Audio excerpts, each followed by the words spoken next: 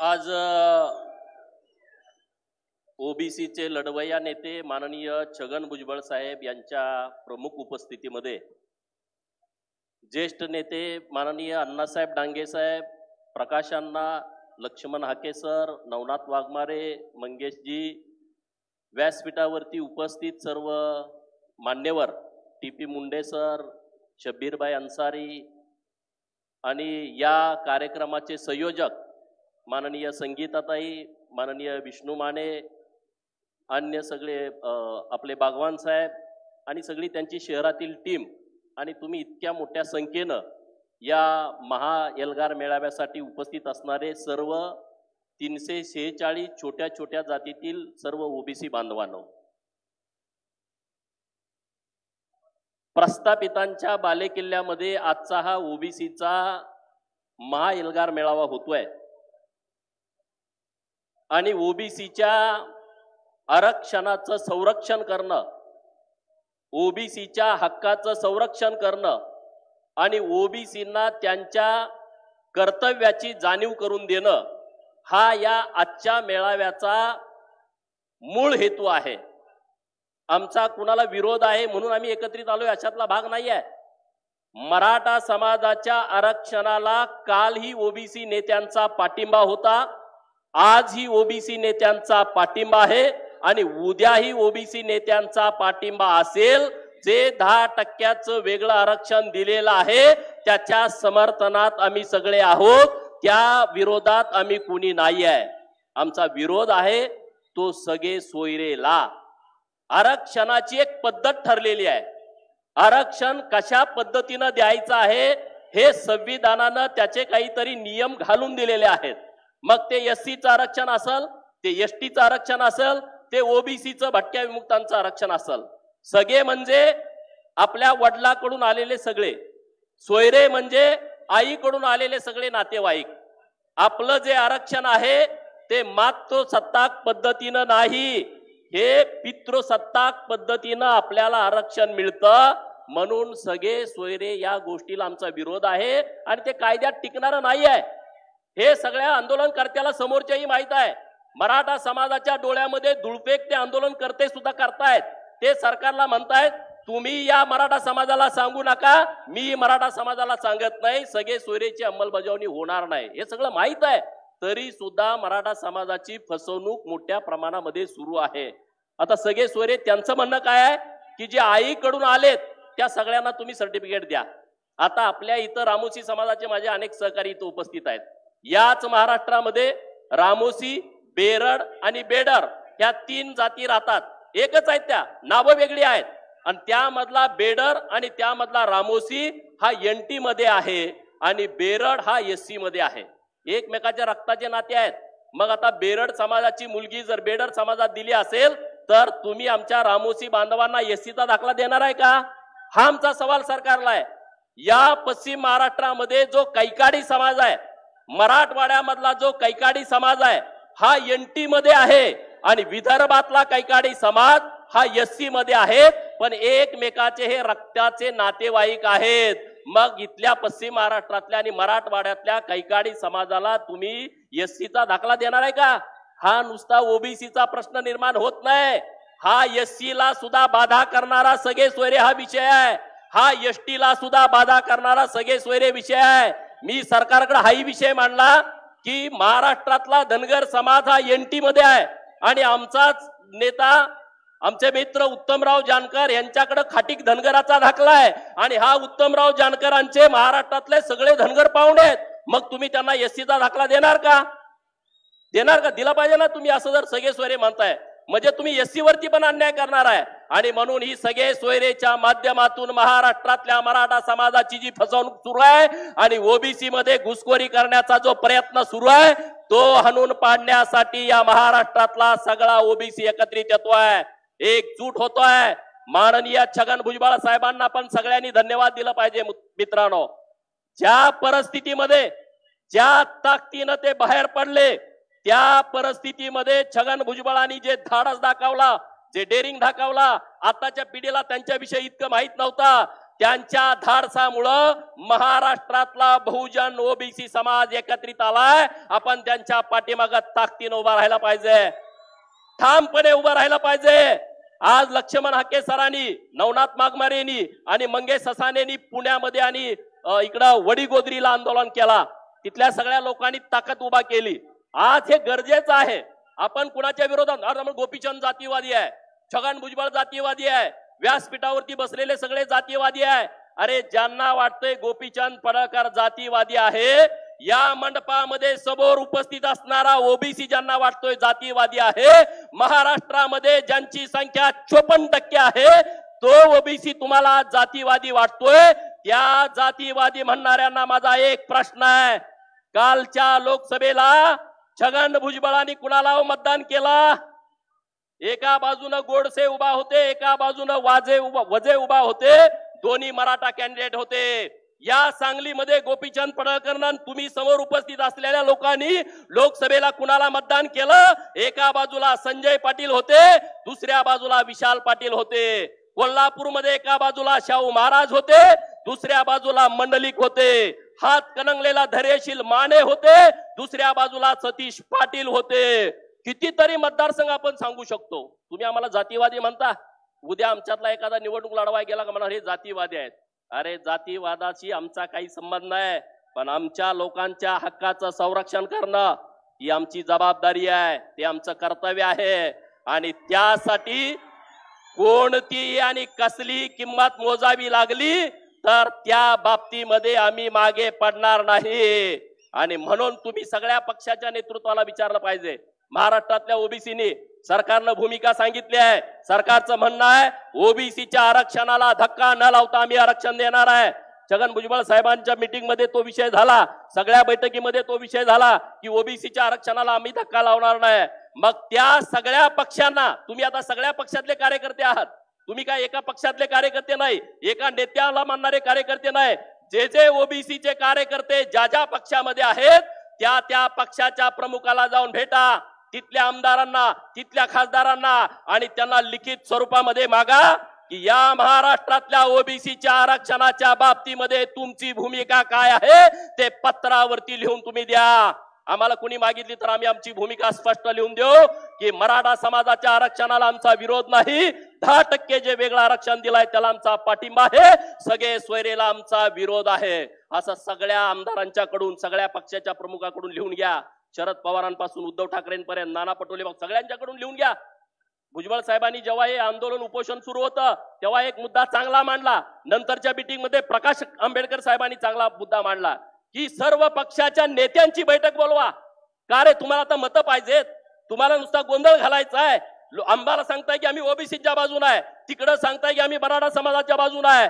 तुमची एकदा clear cut भूमिका आहे ती महाराष्ट्रातल्या मराठा समाजालाही कळू द्या आणि महाराष्ट्रातल्या 346 जाती असणाऱ्या ओबीसींना पण कळू द्या. बरोबर आहे का चूक आहे? कळली पाहिजे का नाही कळली पाहिजे?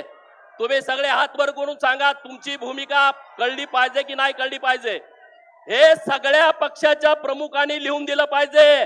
अरे राजकारणामध्ये जय पराजय होत राहतात.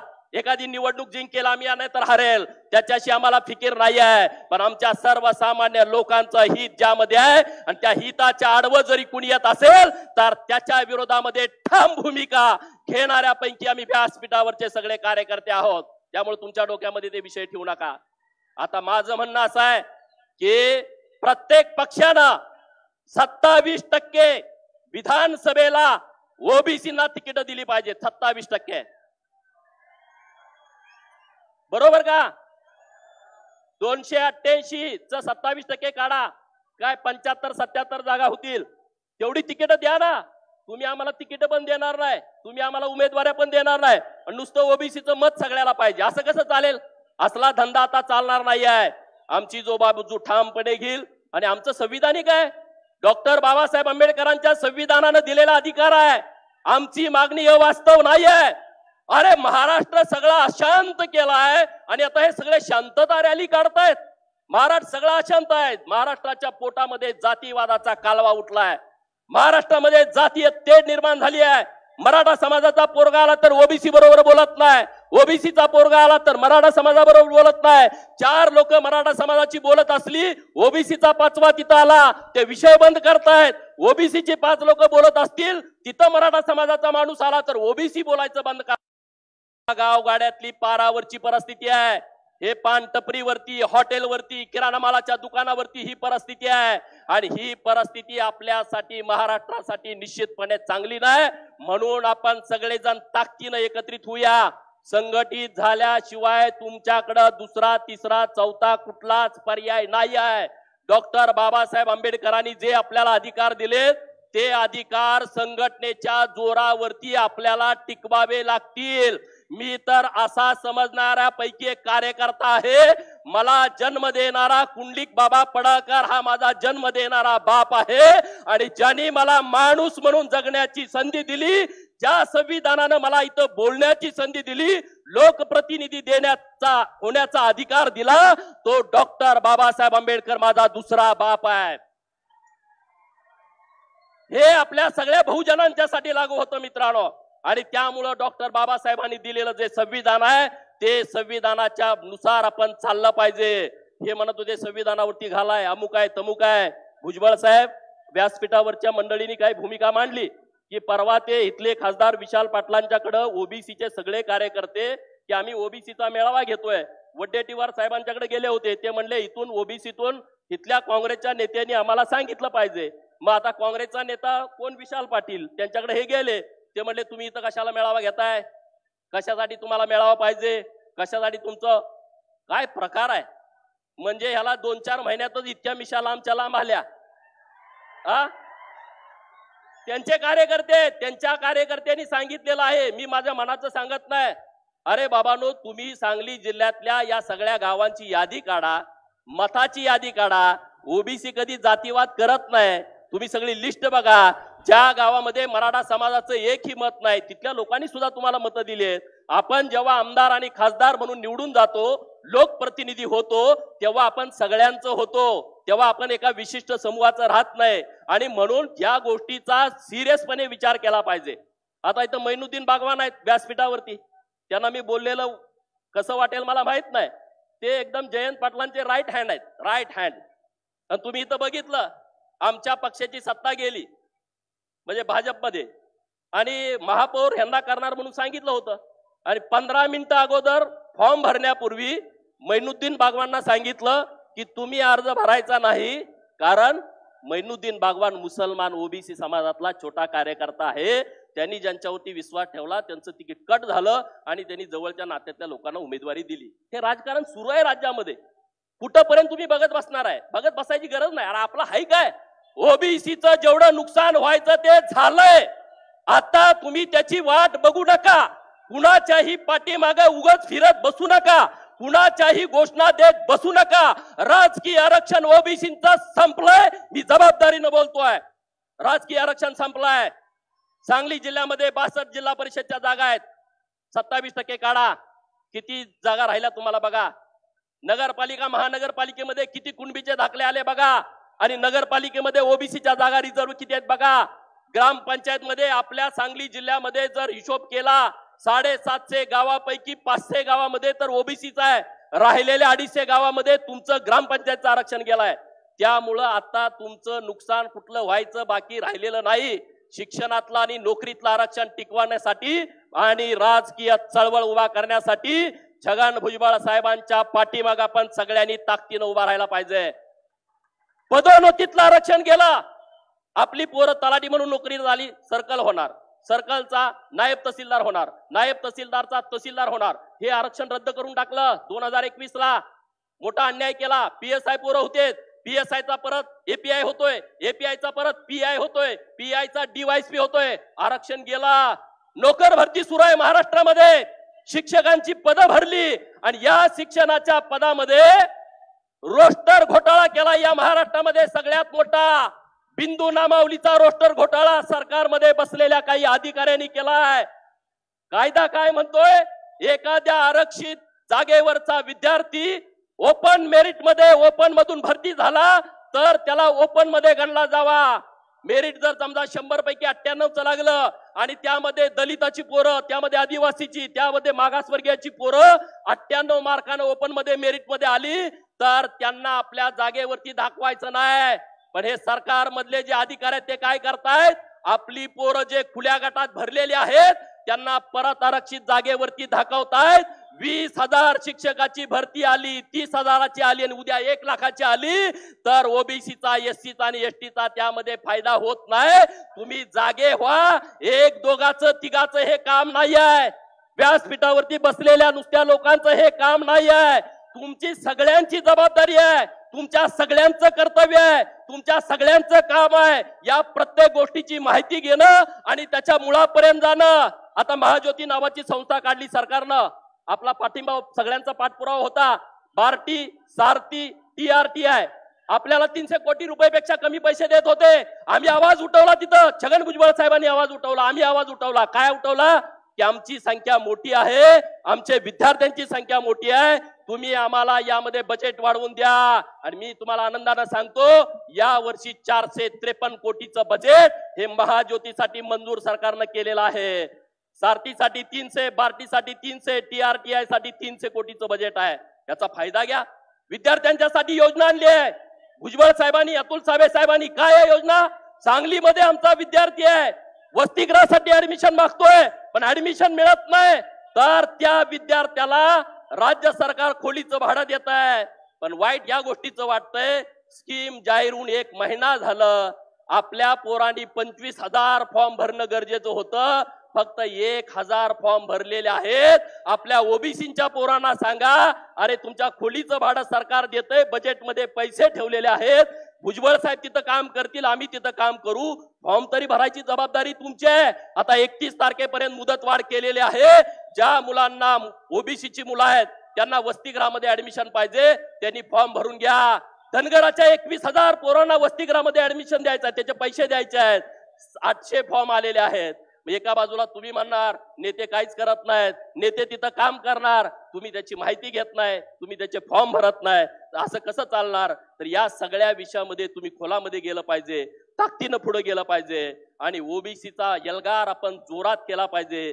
सुतार, लोहार, कुंभार, नाभिक छोटे छोटे समाज आहेत त्या लोकांशी बसलं पाहिजे, त्यांना ताकद दिली पाहिजे। या महाराष्ट्रातला धनगर, या महाराष्ट्रातला माळी, या महाराष्ट्रातला तेली आणि या महाराष्ट्रातला वंजारी हा संख्येनं मोठा आहे, त्यांनी मोठ्या भावाची भूमिका घेतली पाहिजे। वडार समाज आणि रामोशी समाज हा शक्तिमान आहे, बलदंड आहे, त्यांची साथ घेतली पाहिजे आणि या गावगाड्यातल्या सगळ्या ओबीसीना एकत्रित करून त्यांना न्याय दिला पाहिजे। पालात राहणाऱ्या लोकांची यादी काढली पाहिजे। आज आम्ही लढाई आरक्षणाची करतोय, 70% लोकांना आरक्षण काय आहे हे माहित नाही, आरक्षण कशाच बरोबर खातात हे त्याला कल्पना नाही, संध्याकाळी चूल पेटेल की नाही पेटेल हे त्याला माहित नाही। हे कला सादर करणारे आपल्या भटक्या जाती अनेक आहेत, त्यामध्ये वासुदेव आहे, बहुरूपी आहे, पिंगळा जोशी आहे, कुडमुड्या जोशी आहे, मर्याचा गाडेवाला आहे, कडक लक्ष्मीवाला आहे, शाहीर आहे, हिळबी आहे, ह्या लोकांचे वेगळे प्रश्न आहेत। आणि म्हणून तुम्हाला सांगतो आपण सगळेजण एकत्रित या, ताकदीनं एकत्रित या। भुजबळ साहेबांना धन्यवाद मी देतो। भुजबळ साहेब, तुमच्याविषयी मला पूर्वी कधी काही माहित नव्हतं, मी तुम्हाला कधी भेटलोच नव्हतो, राष्ट्रवादीच्या नेत्याला मी कधी आयुष्यात भेटलो नाही, तुम्हालाही माहित आहे, तुम्ही मंत्री होता। पण ज्या दिवशी मी अंबडला एल्गार मेळाव्याला आलो, एल्गार मेळाव्यामध्ये सगळे मंडळी होते आणि तुमची तडप बघितली, तुमचं काम बघितलं, आमच्या सारख्या कार्यकर्त्याला एक नवी दिशा मिळाली। काय त्यांचं वय आता 78 आहे, ते काय पुढे काय होणार, काहीतरी मिळेल, प्रत्येक राजकर्त्याला वाटतं की आपण त्यात गेलो तर काहीतरी मिळावं। आता माझं वय माझ्या सोबत आहे, पण भुजबळ साहेब आज 78 वयाचे आहेत, त्यांनी कुठला विचार केला नाही की माझं कसं होईल, काय होईल। राजीनामा त्यांनी पहिल्यांदा तिथं दिला आणि ते एल्गार मेळाव्याला अंबडला गेले। त्या दिवसापासून हृदयापासून मी तुमचा एक चाहता झालोय आणि तुमची भूमिका इथून पुढे घेऊन जाणं हे आमच्या सगळ्यांचं काम आहे, आमच्या सगळ्यांचं कर्तव्य आहे, आमच्या सगळ्यांची जबाबदारी आहे। आणि गावगाड्यातल्या लोकांनी संघटित होणं, एकत्रित होणं, ताकदीनं बरोबर जाणं ही आपल्या सगळ्यांची जबाबदारी आहे। नाहीतर गावात ग्रामपंचायतीची निवडणूक लागली, अरे सुताराला कसं तिकीट, अरे द्या ना, त्याची मतं घेतली ना आपण, 50-50 वर्ष मतं घेतोय, एकदा सुताराचा सरपंच करू, एकदा लोहाराचा करू, एकदा कुंभाराचा करू, देऊ ना। आपणच ज्या मोठ्या भावाच्या भूमिकेत आहेत त्यांनी चांगली भूमिका घ्यावी एवढंच या निमित्तानं बोलतो आणि थांबतो. जय हिंद, जय महाराष्ट्र, जय ओबीसी.